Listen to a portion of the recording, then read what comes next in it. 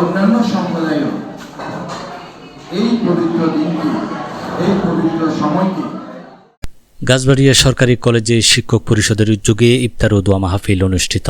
মোহাম্মদ নুরুল আলমের প্রতিবেদনে বিস্তারিত।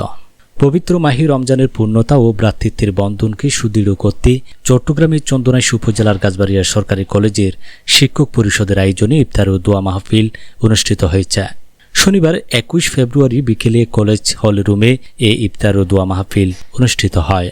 ইফতার ও দোয়া মাহফিল কমিটির আহ্বায়ক সহযোগী অধ্যাপক ইলিয়াস মিয়ার সভাপতিত্বে প্রধান অতিথি ছিলেন গাছবাড়িয়া সরকারি কলেজের অধ্যক্ষ প্রফেসর ডক্টর সুব্রত বরণ বড়ুয়া।